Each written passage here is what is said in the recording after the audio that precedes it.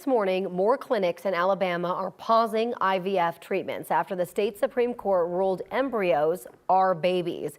A clinic in Mobile and one in Birmingham were the second and third to announce they're pausing treatments. The one in Mobile is actually the one at the center of the lawsuits that led to this case. According to the CDC, there are a total of 8 clinics in Alabama that offer assistive reproductive technology such as IVF.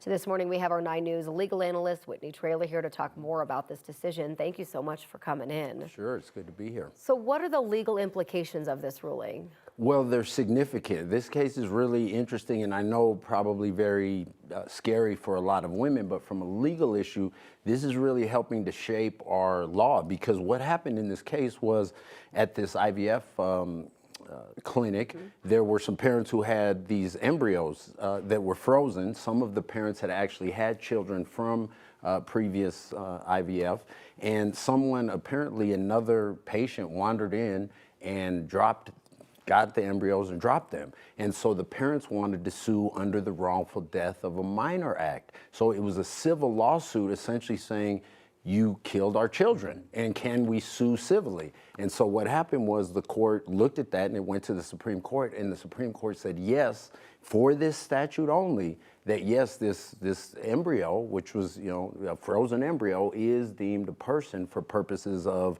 this civil statute.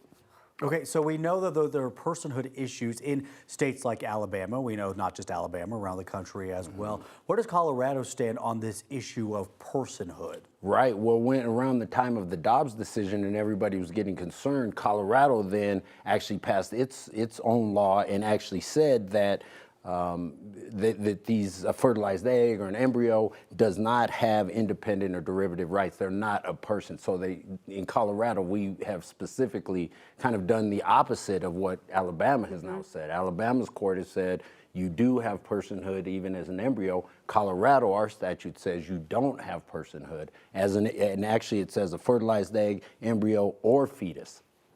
This could, I mean, I know a lot of people who have gone through IVF, right? And they have frozen eggs and they end up getting more than they want to have children, right? Yes. And so then they come into this question of like, what do we do now with that, right? And so this is why this case is so important, because it could have far-reaching effects. Well, that's a major issue, is exactly right. When you do the IVF, you have a number of embryo, and sometimes there's abnormalities, and so they can donate it or they discard them and things like that. And so now parents are actually worried that, hey, if we discard the embryos, the frozen embryos, and these clinics have thousands of them that have people haven't used or have been discarded or whatever, they're worried that they could face other lawsuits, or potentially, if this is specific to this case, but our common law system builds on cases, so it could expand, and the worry is, hey, could we be criminally prosecuted related to our own embryo? And what do you say about that here in Colorado? Because that is the question, if it's a case like this sets precedent. Right.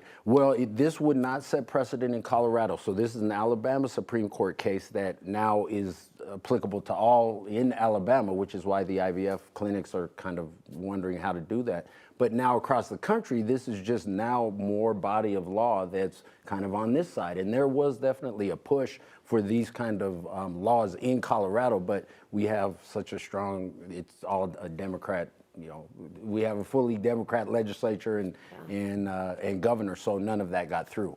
So that's why we actually went the opposite direction. But these issues could come up, whether you could have criminal prosecution related to a frozen embryo, discarding a frozen embryo. This puts people in a really tough spot when it comes to IVF moving forward. I mean, freezing embryos is very expensive long term. And so, it'll be very interesting to see where this goes as well. I mean, it's going to be ongoing, and now some people are actually taking their embryos and their IVF techniques are into other states, and that kind of thing. And you're right. I mean, this is now, people are saying with the Dobbs decision and some of the states reverting back to some of these archaic laws that were on the books in the 1800s, they're saying that, look, this is opening the door to some of that in the privacy issue. Now we're going all the way to the embryo. Folks are concerned. So this will be evolving for sure. Yeah, it's going to be interesting to see what happens here. Whitney, we appreciate your time this morning.